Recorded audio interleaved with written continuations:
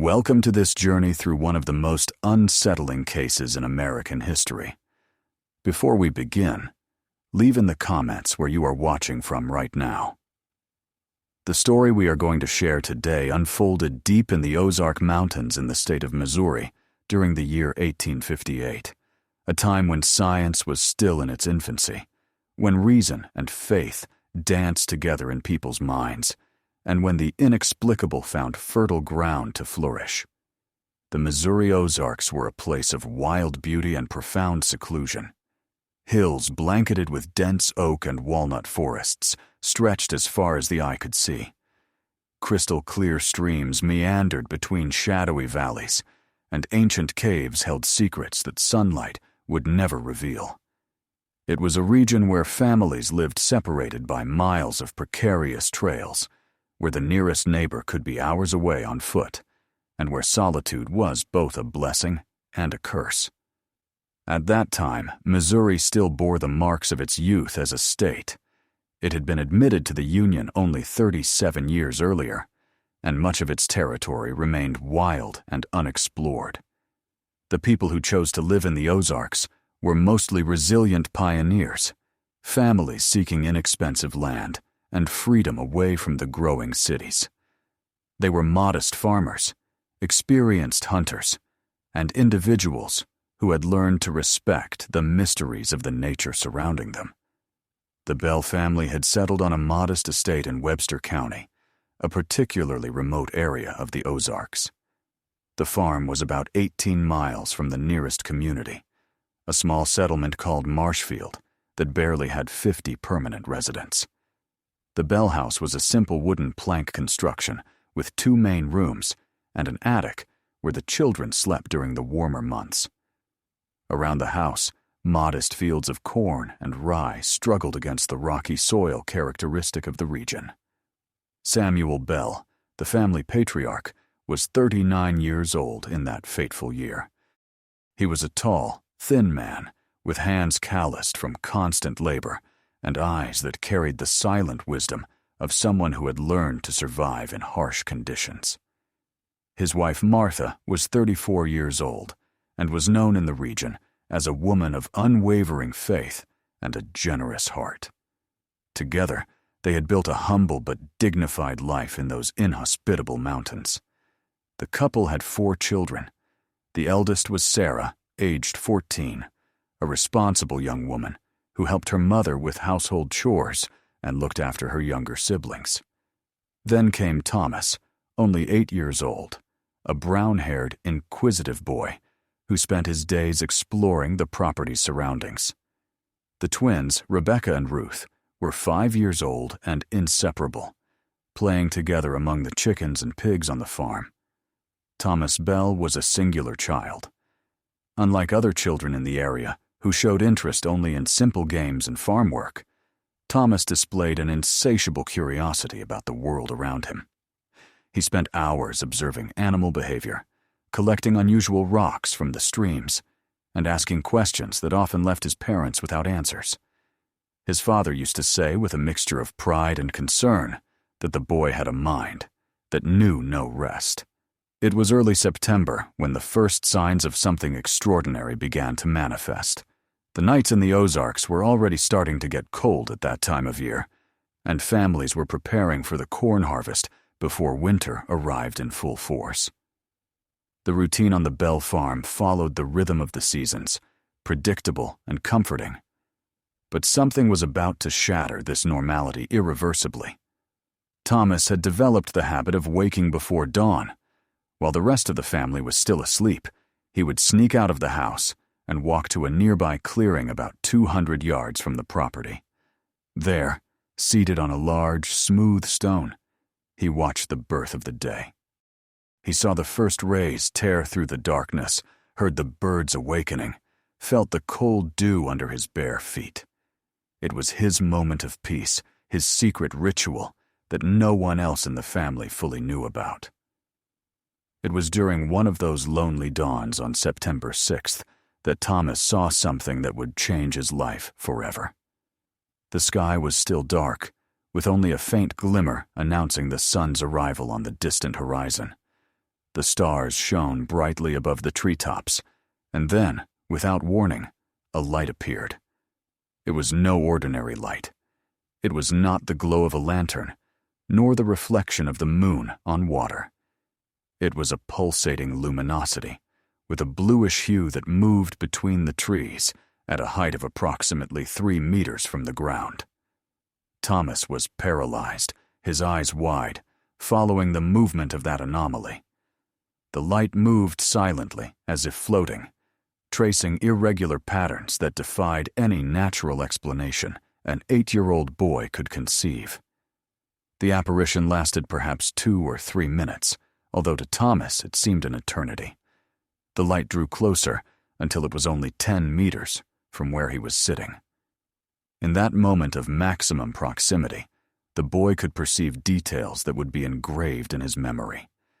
The luminosity was not uniform, but rather composed of small points of light that moved in a coordinated pattern, as if they were individual organisms acting in unison.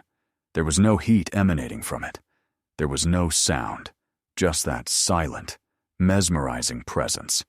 And then, as suddenly as it had appeared, the light drifted away toward the valley down the mountainside until it vanished completely among the dense vegetation. Thomas remained motionless for long minutes after the disappearance, his heart pounding in his chest, his mind struggling to process what he had just witnessed. When he finally returned home, the sun had already risen completely. His family was gathered for breakfast. Thomas wanted to tell what he had seen, but something held him back. Perhaps it was the fear of not being believed. Perhaps it was the feeling that it was too sacred to share. He remained silent, carrying the weight of that secret alone. For the next few days, Thomas returned to the clearing every morning, eagerly awaiting another encounter with the mysterious light. For 5 consecutive nights, nothing happened. The forest remained dark and silent, offering only the familiar sounds of nocturnal nature. The boy began to question his own memory, wondering if he had dreamed it all or imagined it. But on the 6th night, on September 12th, the light returned. This time, it was not alone. On the 6th night after the first sighting, Thomas Bell woke with a strange sensation. It wasn't habit that pulled him from sleep, but something different, a kind of silent call he couldn't explain. It was as if something invisible was tugging at his consciousness, inviting him to get out of bed and walk back to the clearing. The boy dressed quickly, careful not to wake his sisters, who slept beside him in the attic of the house. The night was particularly cold for September. A light mist covered the forest floor, creating a ghostly atmosphere under the faint starlight. Thomas followed the familiar path to his stone, his bare feet leaving marks in the icy dew covering the grass. When he reached the clearing, he stood motionless for a moment, watching the shadows among the trees. His heart was already starting to beat faster, anticipating something his mind still couldn't name. And then they appeared. Not a single light, but 3 of them. The first was the same one he had seen before, that bluish, pulsating luminosity. But now it was accompanied by 2 other lights, one of a greenish hue, and the other glowing with a soft yellowish hue. The 3 moved in perfect synchrony, tracing circles and spirals in the air, as if performing a choreography rehearsed centuries ago. Thomas felt no fear at that moment. On the contrary, a strange sense of peace washed over him. It was as if those lights did not represent danger, but rather a form of communication that transcended words. The boy approached slowly, walking towards the luminous phenomena with cautious steps. The light seemed to sense his approach, and momentarily halted their movement, hovering in the air, as if waiting for him. When Thomas was about 5 meters from the lights, something extraordinary happened. The bluish light began to emit a low, almost imperceptible sound, like a distant hum mixed with musical notes that did not belong to any known instrument. The sound was not unpleasant, but rather mesmerizing, creating a vibration that Thomas could feel in his chest. The other two lights soon joined in, each emitting its own frequency, creating a strange and beautiful harmony that seemed to resonate with something deep within the boy. For about 15 minutes, Thomas stood there, witnessing this impossible spectacle. The lights continued their dance, rising and falling, moving closer and farther from each other in patterns that seemed to hold meaning, as if they were trying to convey a message through geometry and movement. The boy tried to memorize every detail, every pattern, every nuance of that surreal encounter. And then, without warning, the three lights merged into a single bright spot that pulsed intensely for a few seconds. The luminosity was so strong that Thomas had to cover his eyes with his hands. By the time he could look again, the lights had completely disappeared, leaving only the familiar darkness of the forest and the distant sound of an owl hooting somewhere among the trees. This time, Thomas couldn't keep the secret. When he returned home, his mother, Martha, was already awake, preparing the dough for the day's bread. She immediately noticed the altered expression on her son's face, his eyes shining with a mixture of excitement and confusion. Thomas told her everything, the words tumbling out of his mouth as he gesticulated, trying to describe what he had witnessed. Martha Bell listened in silence, her hands continuing to knead the dough mechanically as her mind processed her son's words. She was a deeply religious woman, raised under the strict teachings of the Baptist Church that had settled in the region a few years earlier. For her, everything that existed in the world was divided into two categories: the works of God and the temptations of the devil. There was no room for unexplained mysteries in her orderly and clear worldview. When Thomas finished his account, Martha remained silent for long moments. Finally, she turned to her son and said in a firm but gentle voice that he must not speak of it with anyone else, not with his father, not with his sisters, not with the neighbors. She explained that there were things in the world that simple people like them shouldn't try to comprehend, that there were forces beyond human understanding that were best left alone. Thomas tried to argue, but the expression on his mother's face made it clear the matter was closed. In the days that followed, Thomas obeyed his mother's order and did not mention the sightings again, but he kept waking before dawn and walking to the clearing. For 2 whole weeks the lights did not return. The boy began to feel frustrated, questioning whether it had been just a temporary aberration, a passing phenomenon he would never witness again. Everything changed again on September 28th. Thomas was standing on his stone, watching the sky begin to lighten on the horizon, when he heard a sound coming from the woods behind him. It wasn't the sound of lights, but human footsteps breaking dry twigs. He turned quickly, startled, and saw a figure emerging from the shadows among the trees. It was an elderly man, probably over 70 years old, though it was hard to determine his age due to his worn appearance. He was short and hunched, dressed in simple patched clothes that had seen better days. His hair was completely white and wild, and a long, shaggy beard covered most of his face, but it was his eyes that drew attention. Eyes of an intense blue that seemed to shine with a light of their own, even in the dim light of dawn. Thomas was paralyzed, not knowing whether to run or stay. The old man raised a wrinkled hand in a gesture of peace and spoke in a hoarse but surprisingly firm voice. He said his name was Ezekiel Crawford and that he lived alone in a cabin hidden deep in the Ozarks about 4 miles away. He explained that he had seen Thomas in recent weeks, watching him from afar, and that he knew exactly what the boy was expecting to see. Thomas felt a shiver run down his spine. How could this stranger know about the lights? He hadn't told anyone but his mother, and she certainly wouldn't have shared that information. Ezekiel seemed to read the boy's thoughts and smiled, revealing yellowed and irregular teeth. He said the lights were nothing new to him. He had first seen them over 50 years ago when he was young, and still had his whole life ahead of him. The old man slowly approached and sat on a nearby rock, grunting with the effort of the movement. He began to tell his own story, speaking of a time when the Ozarks were even wilder and more isolated than they were now. He had been born in Kentucky in the year 1786, the son of settlers who sought cheap land on the frontier. When he was 17, his family decided to move to Missouri Territory, which at the time was still part of Spanish Louisiana. During the journey west, something terrible happened. Ezekiel's family was attacked by bandits in the region that would later become Webster County. His parents and his 2 younger brothers were killed. Ezekiel was able to escape only because he was hunting far from the camp when the attack took place. When he returned and found the bodies, something inside him broke.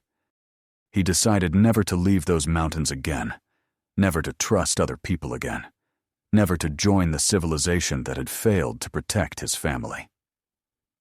It was during his early years of isolation that Ezekiel first saw the lights.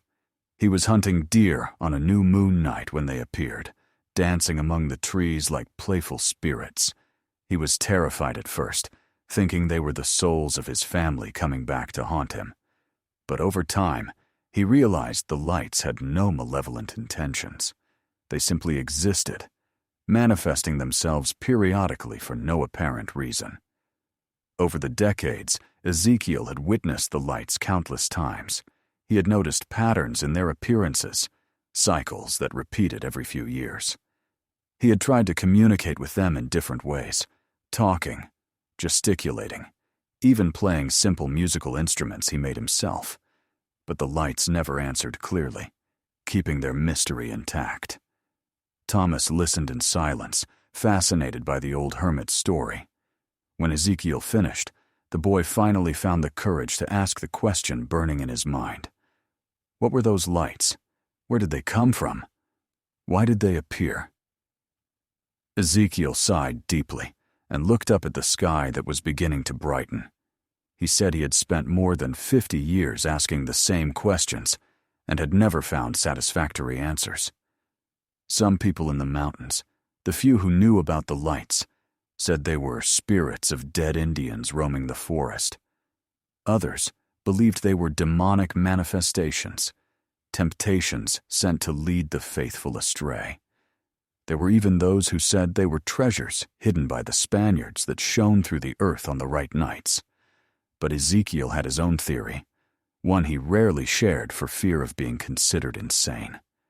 He believed the lights were something completely different from anything humans knew, something that existed on a plane of reality parallel to our own. He thought that occasionally, for unknown reasons, this other plane would overlap with our world, allowing these manifestations to become visible. They were not spirits. They were not demons. They were not treasures.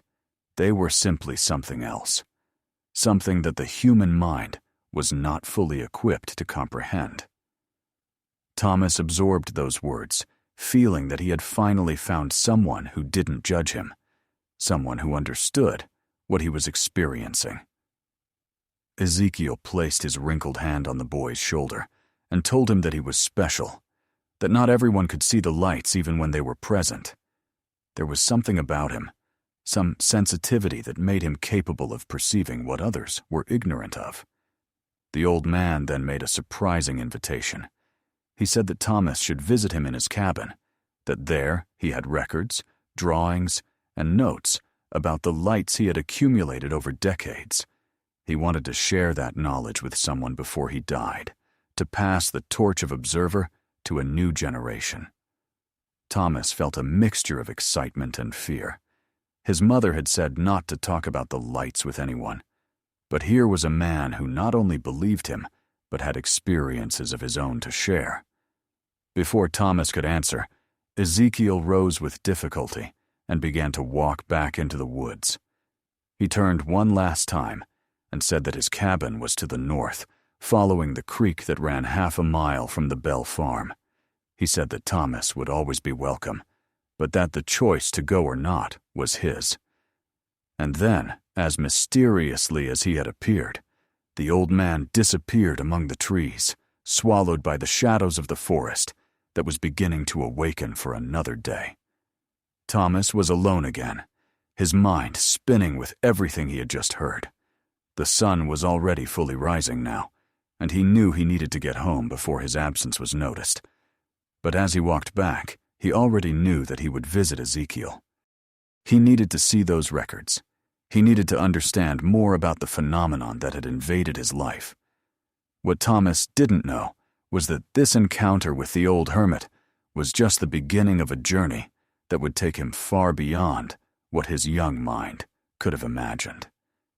The events that were about to unfold would change not only his life, but also launch a mystery that would cross generations, an enigma that to this day remains unanswered.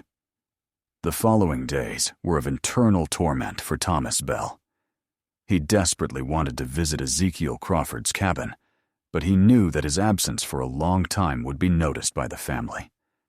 The tasks on the farm were distributed among everyone, and even an 8-year-old child had responsibilities that could not be neglected.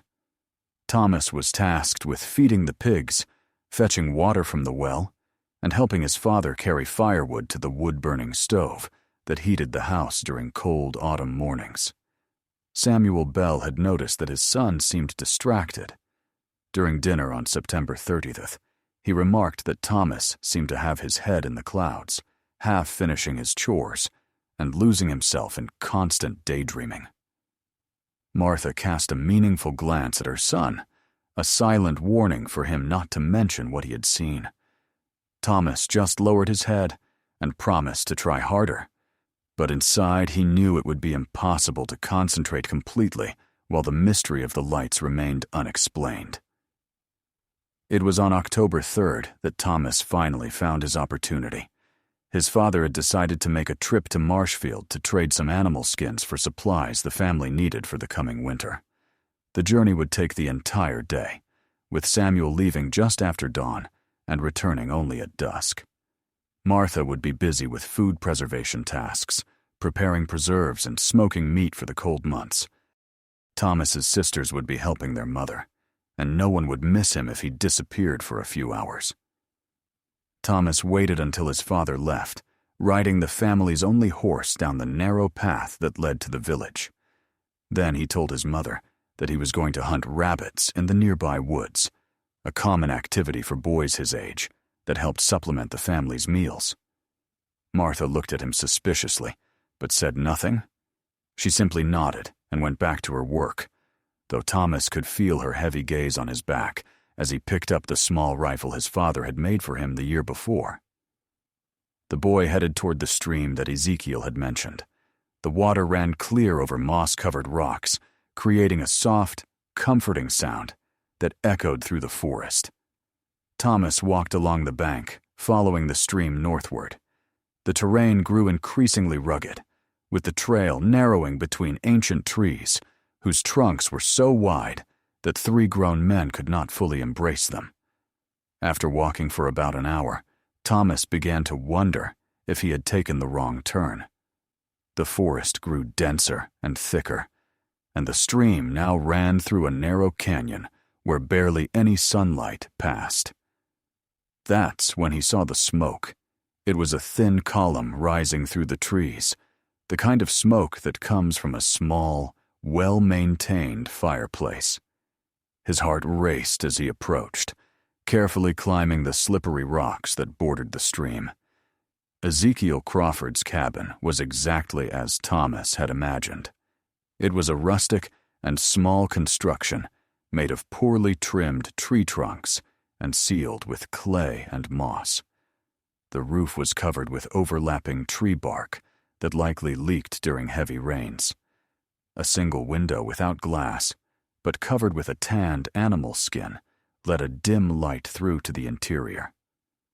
Outside, piles of firewood were neatly arranged, and some hunting utensils hanging from wooden hooks showed that the old hermit was still able to support himself. Ezekiel was sitting on a log in front of the hut, smoking a crudely carved pipe. When he saw Thomas approaching, a wide smile opened on his wrinkled face. He stood up with some difficulty and made a gesture of welcome as if he were receiving a long-awaited guest. Thomas felt immediately comfortable, despite the wild appearance of the place and the eccentric nature of his host. The interior of the cabin was surprisingly organized, though extremely simple. There was a cot covered with animal skins in one corner, a small makeshift table with irregular boards in the center, and rustic shelves fixed to the walls where Ezekiel kept his few belongings. But what caught Thomas's attention were the papers. There were yellowed sheets of paper scattered everywhere, some neatly stacked, others stuck to the walls with rusty nails. Each sheet was covered with drawings, notes, diagrams, and annotations written in a shaky but legible handwriting. Ezekiel noticed the boy's fascination and began to explain. Those papers were his life's work, a meticulous record of every sighting of the lights he had witnessed over 5 decades. He had obtained the paper through occasional exchanges with travelers passing through the region, offering bush meat or skins in exchange for a few precious pieces of paper and rudimentary ink that he made himself from walnut bark and tree sap. The old man began to show Thomas the oldest records. The first drawing dated from the year 1804, just 1 year after his family was massacred. It was a crude sketch of 3 luminous circles floating among primitively drawn trees. On the side, notes described the date, approximate time, weather conditions, and duration of the sighting. Ezekiel explained that he had tried to find patterns, some logic that explained when and why the lights appeared. As he leafed through the old papers, Thomas began to notice something fascinating. The drawings showed an evolution not only in Ezekiel's artistic ability, but also in the complexity of the manifestations. The first sightings showed only 1 or 2 simple lights. But over the years, the drawings revealed more and more elaborate phenomena. There were records of up to 7 lights appearing simultaneously, forming complex geometric patterns in the air. Some drawings showed the lights merging and separating. Others showed trajectories that defied the laws of known physics with abrupt changes in direction and speed. One particularly disturbing record dated from 1823. The design showed not only the lights, but also the silhouette of a human figure next to them. Ezekiel explained that night he had seen something that haunted him to this day. The lights had appeared next to a lone traveler who had camped in the woods. The man seemed completely oblivious to the presence of the luminous manifestations, continuing his activities as if nothing extraordinary was happening. That confirmed Ezekiel's suspicion that not everyone could see the lights. Thomas asked why Ezekiel had never shared this information with others, why he had kept it a secret for so long. The old man sighed deeply and explained that he had tried only once many years ago. He had gone down to a small village that existed in what is now Marshfield and tried to tell the local preacher about the lights. The man had called him crazy, saying that he was possessed by demons and that he needed an exorcism. Other people present threatened to burn his hut and expel him from the area if he continued to spread those blasphemous stories. Since then, Ezekiel had kept silent, observing alone the phenomenon that fascinated him so much. He had resigned himself to dying without ever having answers, without ever knowing what those mysterious lights really were. But now, finding Thomas, a boy who not only saw the lights, but showed genuine curiosity to understand them, had rekindled a flame of hope in his aging heart. The two spent hours talking and examining the records. Ezekiel showed Thomas how he had tried to categorize the apparitions. There were notes on the influence of the phases of the moon, attempts to correlate sightings with climate change, tables that related the frequency of sightings to the seasons. The old man had even tried to mark the exact places where the lights appeared most often on the ground, creating a rudimentary map of the region with an X marking the sighting points. Thomas was particularly intrigued by a remark that Ezekiel had made repeatedly. The old man had noticed that the lights seemed to avoid certain areas of the forest, especially places where there were large deposits of iron on the ground. He had discovered this by chance when he realized that an area rich in iron ore identifiable by the characteristic reddish rocks, had never witnessed a single appearance of the lights in all those years. That suggested that whatever the lights were, they were affected in some way by the mineral composition of the soil. Another fascinating observation was about animal behavior. Ezekiel had noticed that during the apparitions of the lights, the animals of the forest reacted in strange ways. Nocturnal birds were completely silent, as if they were watching with the same curiosity as humans. Deer and other mammals, which would normally flee from any disturbance, sometimes remained still, staring at the luminous manifestations. It was as if the animals recognized that this, although unusual, did not pose a danger. The sun was already high in the sky when Thomas finally realized how much time had passed. He knew he needed to get home before his absence caused concern. Ezekiel understood and did not try to hold him back. But before letting him go, the old man made a special request. He asked Thomas to start his own record of sightings, to write down everything he saw in as much detail as possible. He gave the boy some precious sheets of paper and a piece of coal that could be used for writing. Ezekiel also made Thomas promise that he would return, that they would continue to work together to try to unravel the mystery. The old man made it clear that he didn't have much time left to live, that he could feel his body failing little by little. He wanted to make sure that his life's work didn't die with him, that someone would keep watching and recording even after he was gone. Thomas made the promise solemnly, feeling the weight of the responsibility he was assuming. He carefully put the paper and coal inside his shirt and began the journey home. As he walked, his mind buzzed with all that he had learned. The lights were not just a passing curiosity. They were a real and persistent phenomenon that had been witnessed for decades. And now, somehow, he had become a part of that story. By the time Thomas got home, the sun was already beginning to set on the horizon. His mother was on the front porch with a worried expression on her face. She asked him where he had been all that time, and Thomas showed the skinny rabbit he had managed to hunt on the way back, a lie of convenience that he hoped would suffice. Martha looked at her son suspiciously, but didn't press any further. She simply told him to wash up for dinner and didn't mention it again. That night, lying on his cot in the attic, Thomas couldn't sleep.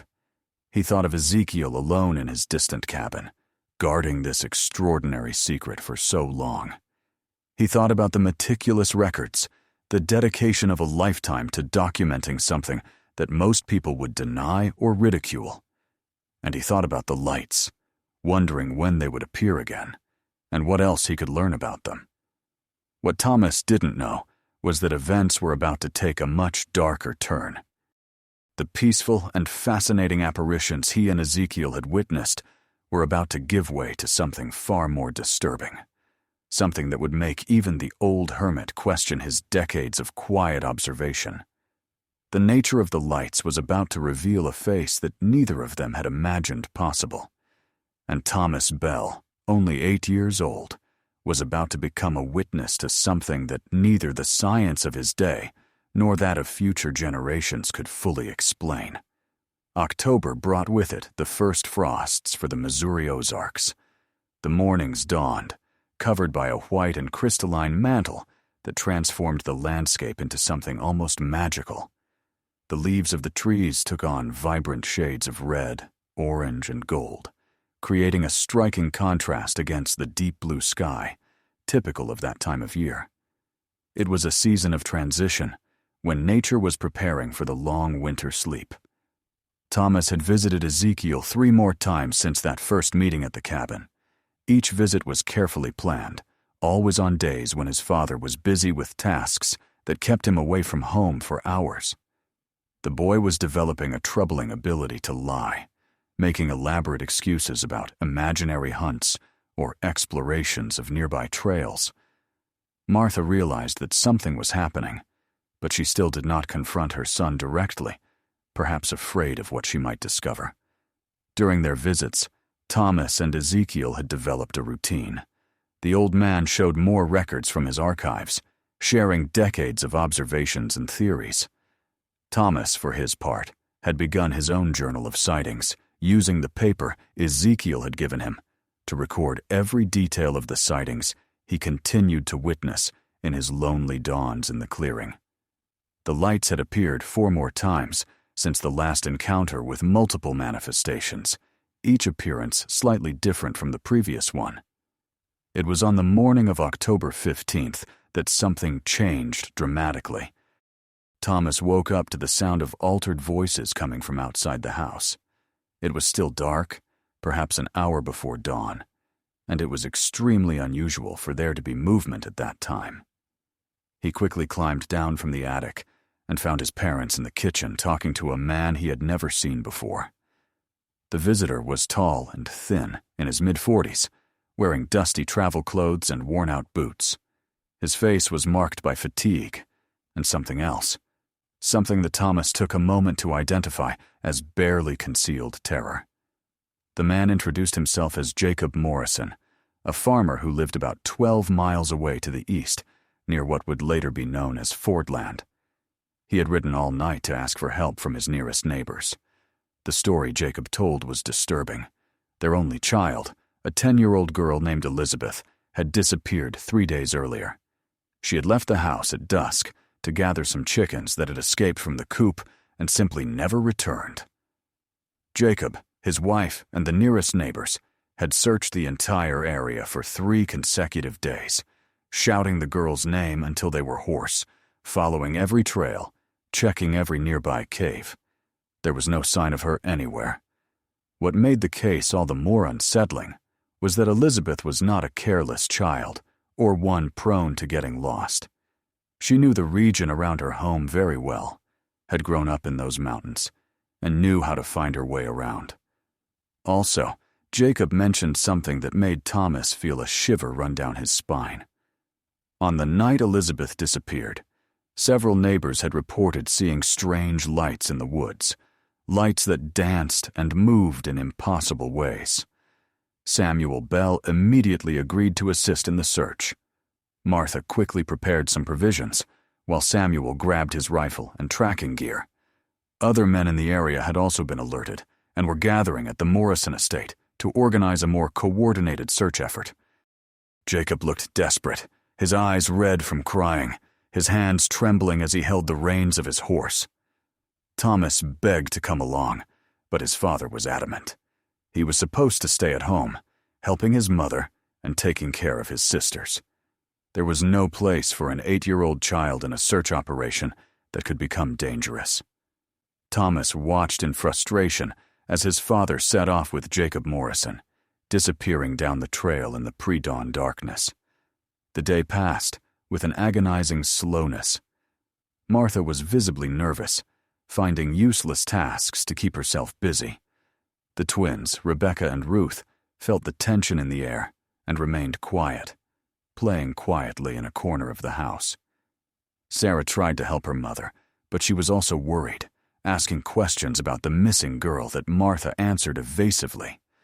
Thomas couldn't stop thinking about the connection between the lights and the disappearance. During all the months that he had observed the manifestations, it had never occurred to him that they might pose a danger. To him, the lights were mysterious and fascinating, but not threatening. Ezekiel had also never mentioned any incident related to them. But now, for the first time, a seed of doubt began to grow in his mind. Was it possible that those luminous manifestations were not as harmless as he had assumed? Samuel Bell returned only when it was dark again. He was exhausted and covered in mud, his clothes torn by the forest thorns. The news he brought was discouraging.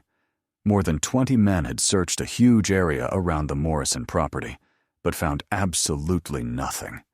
No footprints, no pieces of clothing, no signs of a struggle or accident. It was as if the girl had simply vanished into thin air. During dinner, Samuel commented on something that made Thomas even more uneasy. One of the men in the search, an old hunter named Silas Blackwood, had mentioned old stories about the Ozarks. Stories that were told by the Indians who lived in the region before the settlers arrived. Stories about lights that stole people, especially children, taking them to places from which they would never return. Most men had dismissed it as superstition, but Silas insisted that there was truth in these legends. That night, Thomas couldn't sleep. He lay in the attic, listening to the nocturnal sounds of the forest through the cracks in the planks. His mind worked frantically, trying to connect the dots. The lights he and Ezekiel had observed had always seemed peaceful, almost playful in their movements. But was there something more sinister behind them?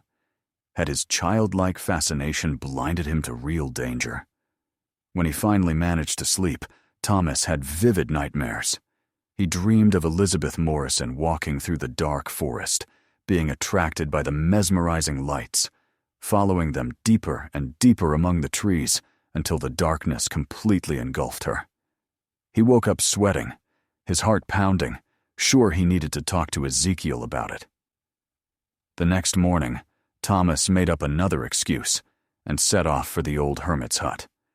The path was already becoming familiar, and he was able to make the journey in less time than before. He found Ezekiel outside his hut, chopping wood with a heavy old axe. The old man stopped his work as soon as he saw Thomas approaching, immediately noticing the worried expression on the boy's face. Thomas told all about Elizabeth Morrison's disappearance and the lights that had been seen that night. Ezekiel listened in silence, his expression growing darker and darker.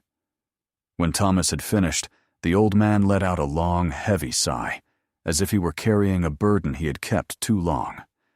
Ezekiel admitted that there was something he had never told Thomas, something he himself had tried to deny for years.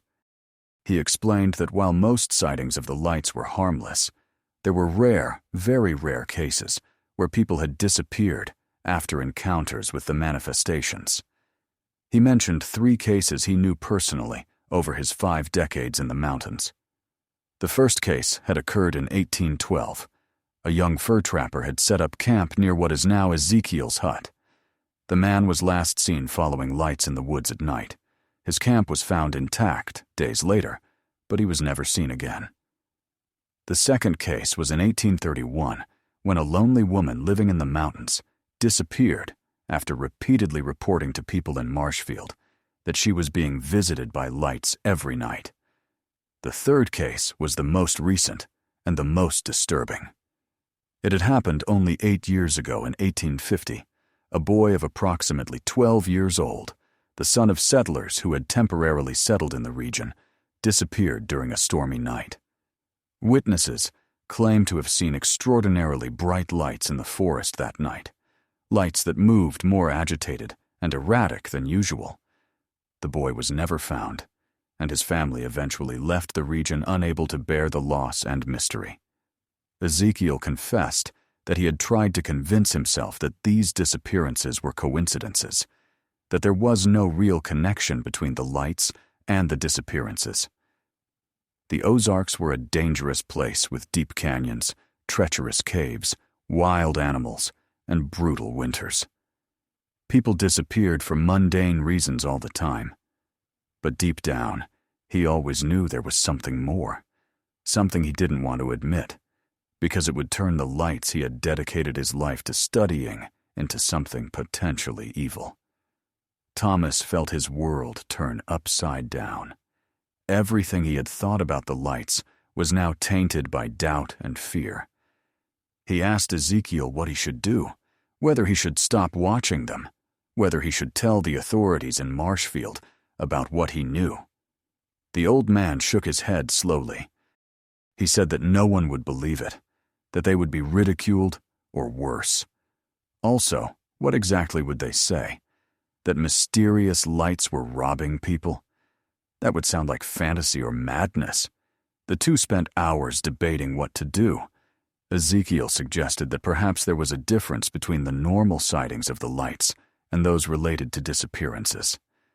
He noticed that in the cases he knew of, the lights had behaved differently, more aggressively, more insistent in their interaction with the victims. Perhaps there were different kinds of manifestations, some harmless and some dangerous. Thomas mentioned that Silas Blackwood had spoken about indigenous legends. Ezekiel confirmed that he had heard similar stories years ago, told by an old merchant who traded with the remaining tribes in the region. According to these legends, the lights were ancestral spirits that sometimes chose to take people to another world, a place between the world of the living and the dead. Those chosen were never seen again, but neither were they dead in the traditional sense. They were somewhere in between. The conversation was interrupted by a sound that made both of them freeze. It was the distant sound of voices, many voices, coming from the forest. It seemed that a large group of people were moving towards the cabin. Ezekiel was visibly nervous. He rarely received visitors, and a large group meant trouble. Thomas and the old man hid behind the hut, watching through the trees. Soon they could see the group approaching. It was a search party. At least 15 men, including Samuel Bell. They were systematically scouring the forest, shouting Elizabeth Morrison's name, checking every ravine and rocky outcrop. The group passed relatively close to Ezekiel's hut, but did not see it hidden among the trees and shadows. Thomas recognized other men in the group besides his father.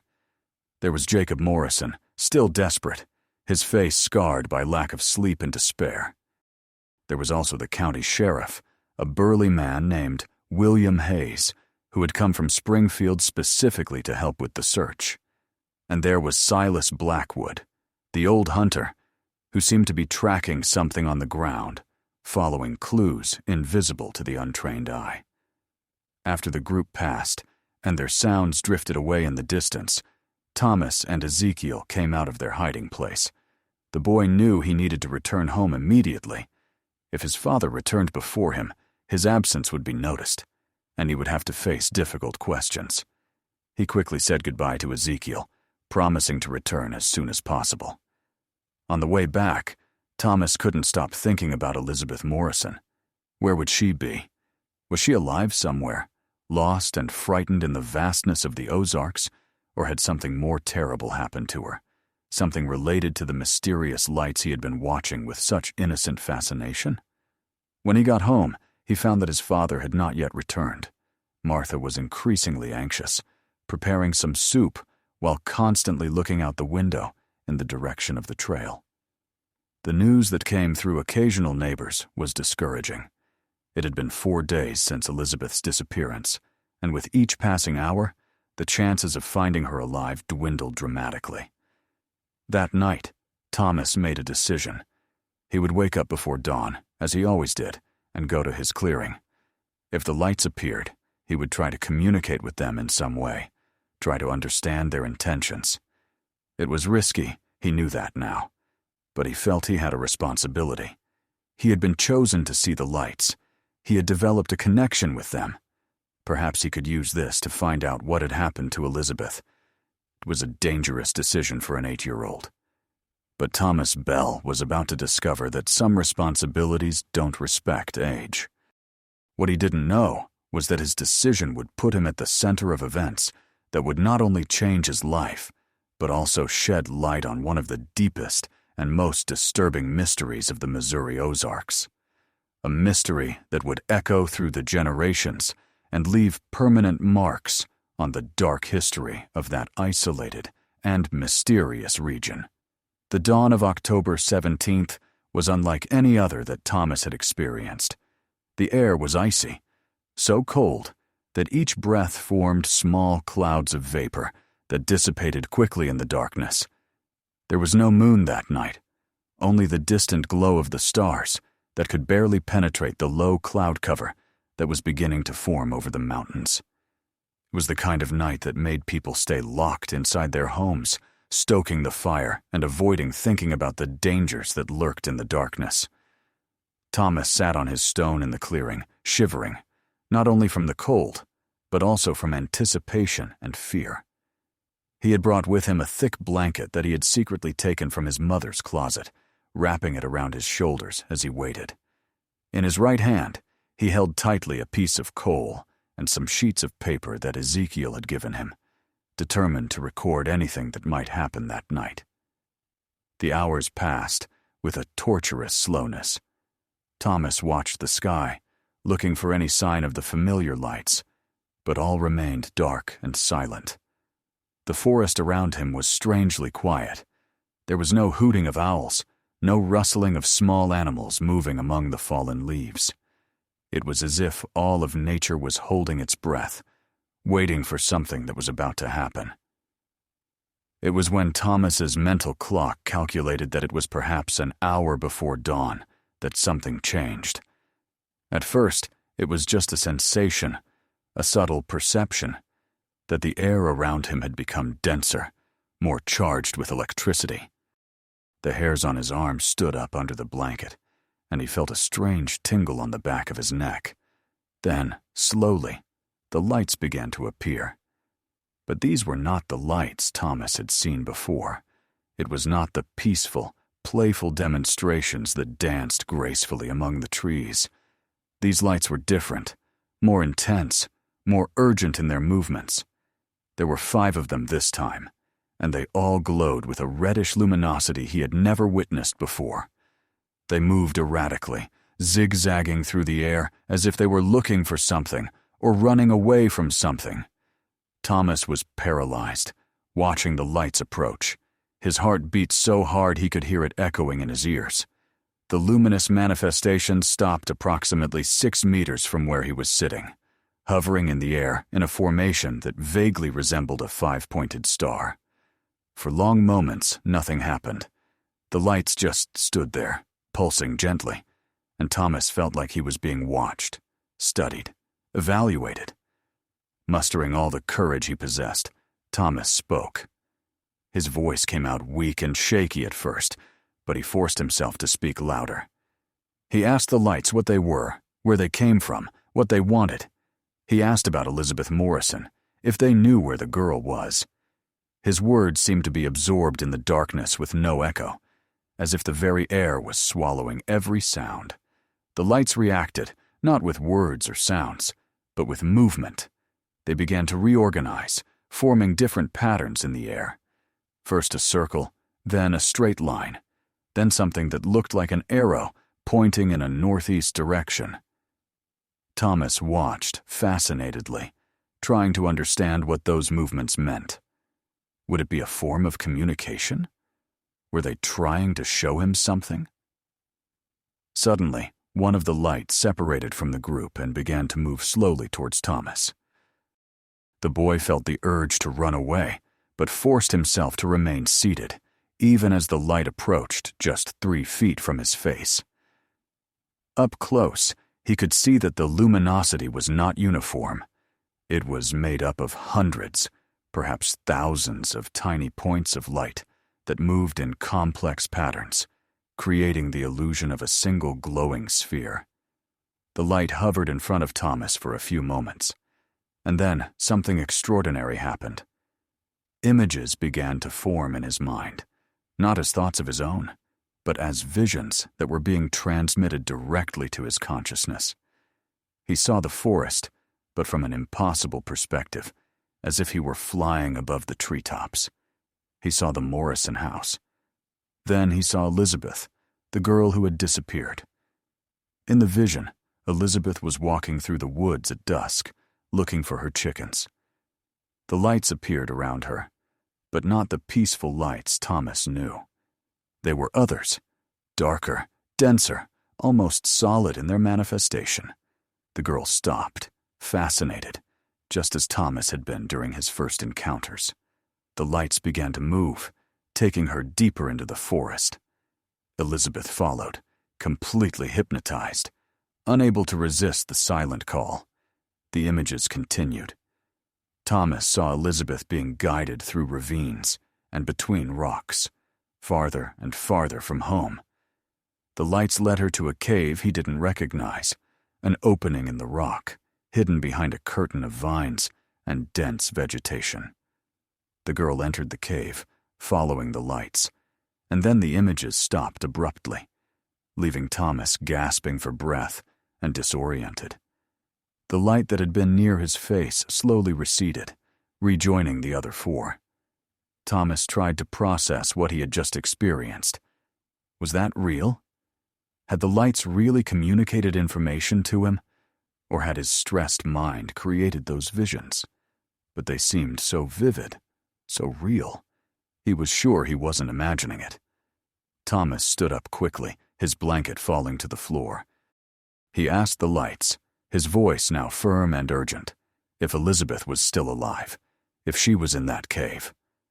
The lights began to move again, this time all together, floating slowly in a northeasterly direction, exactly where the arrow formation had pointed earlier.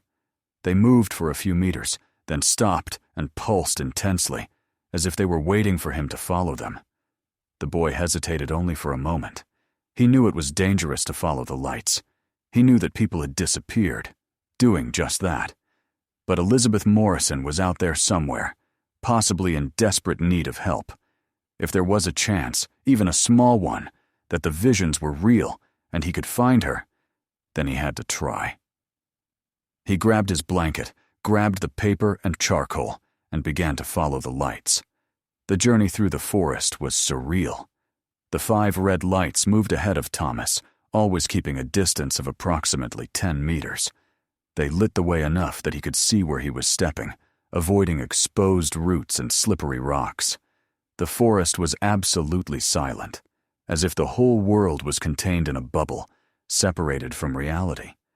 Thomas had no idea how long he had walked. It could have been 20 minutes or 2 hours. The terrain grew increasingly rugged, up and down steep slopes. He vaguely recognized the region. It was an area that lay between his family's estate and the Morrison farm, but it was territory he had never fully explored. The lights finally stopped in front of a wall of rock covered by dense vegetation. Thomas approached, looking for the cave he had seen in his vision. Initially, he could see nothing but intertwined rocks and plants, but then the lights moved to a specific point, pulsing repeatedly, and he realized that there was indeed an opening there, almost completely hidden by old vines and thick moss. The boy brushed away the vegetation carefully, revealing a narrow entrance that descended into the darkness. His heart raced. Was it really possible that Elizabeth was inside? And if it was, what condition would she be in after 5 days missing?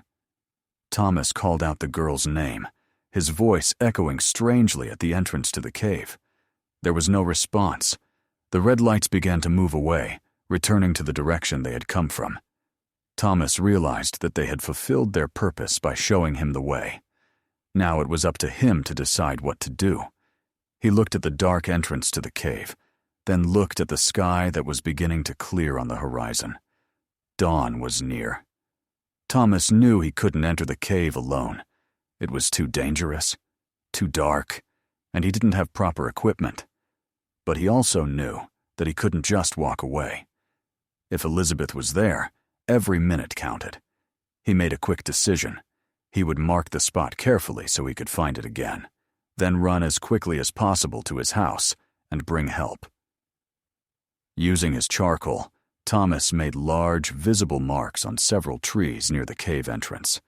Then he memorized surrounding landmarks. A distinctive finger-shaped rock formation pointing to the sky. An ancient oak tree with a trunk divided into 3 parts.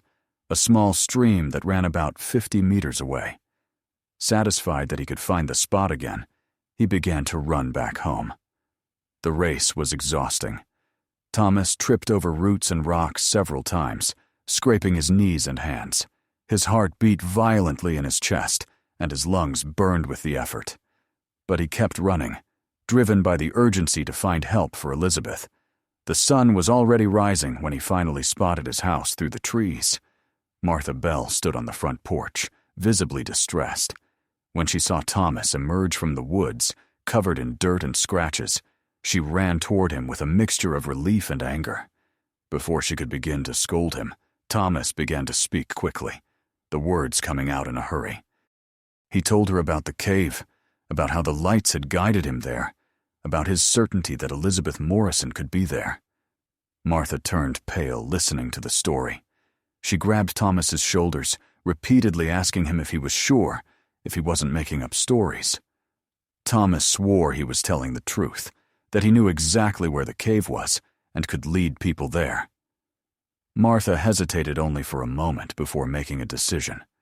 She had Sarah mount the horse immediately and ride to the nearest property to spread the word and rally the search party. While they waited, Martha forced Thomas to drink water and eat something. She treated his scratches with damp cloths and wrapped him in blankets to control the shivering that had taken over his body. Part cold, part exhaustion, part fear of what might be found in that cave. Thomas tried to explain better about the lights, but Martha interrupted him, saying that he could tell her everything later, that now the important thing was to focus on finding Elizabeth. In less than an hour, a group had formed on the Bell property. There were approximately 12 men, including Samuel Bell, who had just returned from another fruitless search, Jacob Morrison, who appeared to be on the verge of collapse, Sheriff William Hayes, and Silas Blackwood. Everyone looked at Thomas with a mixture of hope and skepticism. An 8-year-old child saying that mysterious lights had guided him to a hidden cave seemed too fanciful to be true. But Jacob Morrison was beyond the point of questioning any possibility, no matter how unlikely it seemed. He looked Thomas straight in the eye and asked if the boy was absolutely sure. Thomas nodded firmly, saying he could take them directly to the place. Jacob did not hesitate. He mounted his horse and ordered everyone to follow him. Thomas would ride with his father, guiding the group through the forest. The return journey was tense. Thomas directed as best he could, recognizing landmarks he had memorized. Several times he had to stop and look around, reorienting himself, which caused some of the men in the group to exchange skeptical glances. But Thomas was determined, and gradually he recognized the terrain with more certainty. When they finally reached the area near the cave, Thomas got off his horse and began looking for the charcoal marks he had made on the trees. It took him a few harrowing minutes, during which he could feel the growing impatience of the men behind him. But then, he saw a large black mark on an oak tree right where he had left it. His heart leaped with relief. Thomas guided the group to the overgrown rock wall. The men looked at each other, clearly doubting that there was anything there but stones and plants. But Thomas pushed away the vines confidently, revealing the narrow entrance to the cave. Jacob Morrison let out a strangled cry and immediately began tearing through the vegetation with his hands, widening the opening. Sheriff Hayes quickly organized the operation. Several men lit makeshift torches with branches covered in resin. Jacob Morrison, ignoring all protests, was the first to enter the cave, followed by the sheriff and Silas Blackwood. The other men waited outside, including Samuel Bell, who kept Thomas firmly by his side. The minutes of waiting seemed eternal. Thomas could hear voices echoing from within the cave, cries of Elizabeth reverberating deep into the earth. Then, after what seemed like an eternity, he heard something different, a cry of joy, the unmistakable sound of Jacob Morrison crying with relief. They had found her. Elizabeth Morrison was alive. Elizabeth Morrison was brought out of the cave in her father's arms. The girl was alive, but in a worrying condition. Her lips were chapped from dehydration. Her body trembled uncontrollably, and her eyes had a distant expression, as if she was seeing something that no one else could perceive. She was conscious, but did not speak, only muttering incomprehensible words as her father held her to his chest, weeping openly in relief and despair. Sheriff Hayes examined the girl quickly and determined that she needed immediate medical attention. Jacob Morrison mounted his horse with Elizabeth in his arms and set off immediately toward Marshfield, where the nearest physician maintained a modest practice. The rest of the group stayed to explore the cave further, trying to understand what had happened in the last 5 days. Silas Blackwood emerged from the cave with a grim expression. He reported that the cave was deep, descending through several interconnected chambers. Elizabeth had been found in the third chamber, approximately 40 meters below the surface, lying in a natural depression in the rocky floor. Around her, Silas had found something disturbing. Strange markings on the walls of the cave, symbols that seemed to have been made recently, although there was no visible tool or instrument that could have created them. Even more disturbing, there was evidence that Elizabeth was not alone in the cave. There were footprints, but they were not normal human footprints. They were bizarre marks, as if something had walked on tiptoes, leaving long, narrow impressions on the damp floor of the cave. The marks appeared and disappeared, without a logical pattern, sometimes appearing in the middle of a chamber, without any trace of how they had gotten there. Thomas listened to all this with a mixture of fascination and horror. He desperately wanted to enter the cave and see for himself, but his father kept a steady hand on his shoulder, preventing any attempt. Samuel Bell was clearly distraught by it all, and though he was grateful that his son had helped find Elizabeth, there was something in his eyes that suggested fear, perhaps fear of what Thomas might have gotten into. Over the next few days, the story of the rescue spread quickly through the Ozarks. Thomas Bell became instantly famous in the region, the boy who had been guided by mysterious lights to a lost girl. Some people called him a hero. Others whispered that he had been touched by something supernatural, something that might not have been entirely good. Martha Bell became even more protective, rarely allowing Thomas to leave her sight. Elizabeth Morrison took weeks to recover physically.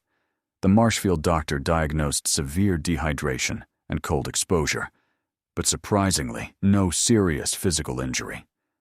The girl had survived 5 days in a dark, cold cave with no food and minimal access to water dripping from the walls. Physically, she would recover. Mentally, however, something had changed profoundly.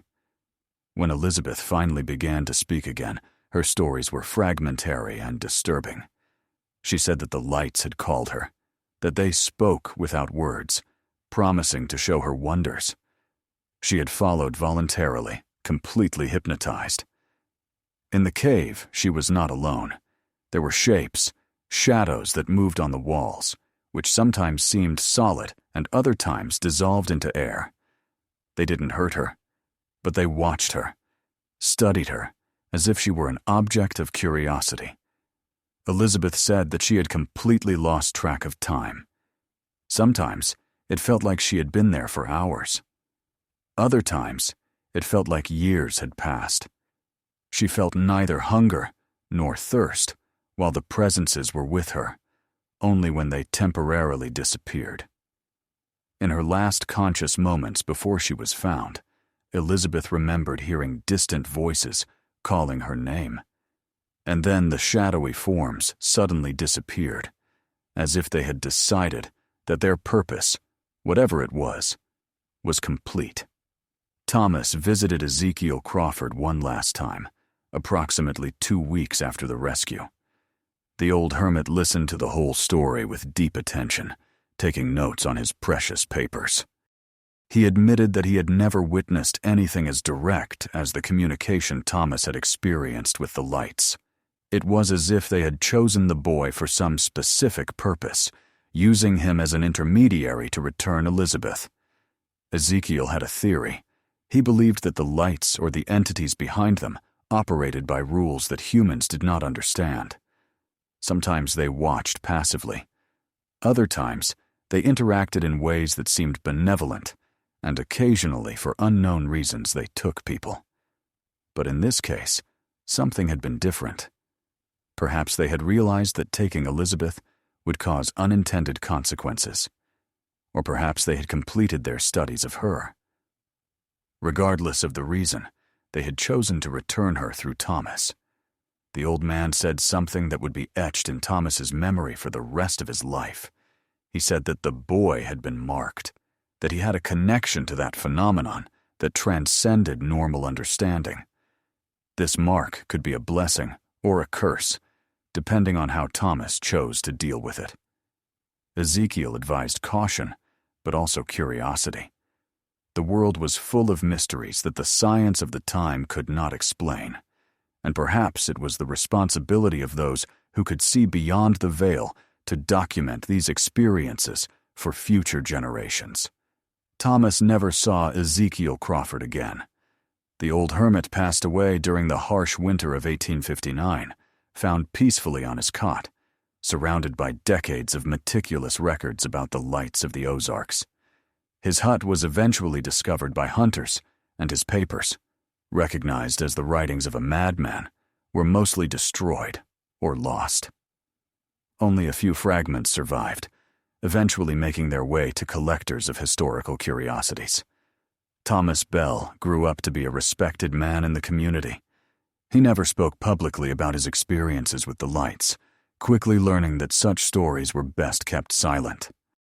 But he kept his own records, carefully hidden, continuing the work that Ezekiel had begun. Elizabeth Morrison also kept silent, carrying her memories of that cave as a dark secret she rarely shared. Lights continued to appear in the Ozarks over the years, witnessed occasionally by others, though most people preferred not to talk about them. Elizabeth Morrison's case became a local legend, told and retold until the facts became indistinguishable from fantasy. Today, more than 160 years later, the cave where Elizabeth was found still exists. Although its exact location has been lost to the mist of time, lights are still occasionally reported in that region of the Ozarks, seen by hikers and locals who often attribute the phenomenon to swamp gases or unusual reflections of light.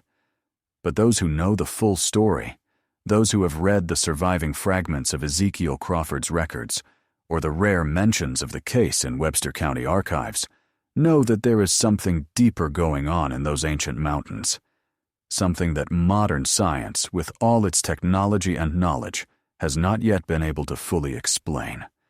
What Thomas Bell saw in that distant September of 1858 remains a mystery.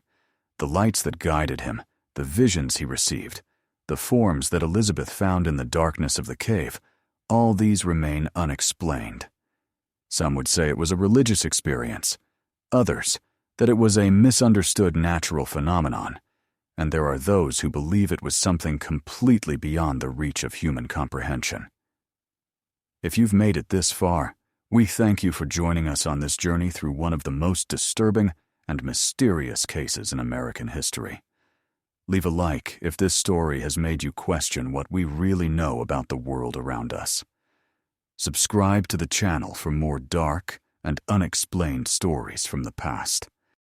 And tell us in the comments, do you believe that there are phenomena that transcend our current scientific understanding? Until the next journey through the unknown.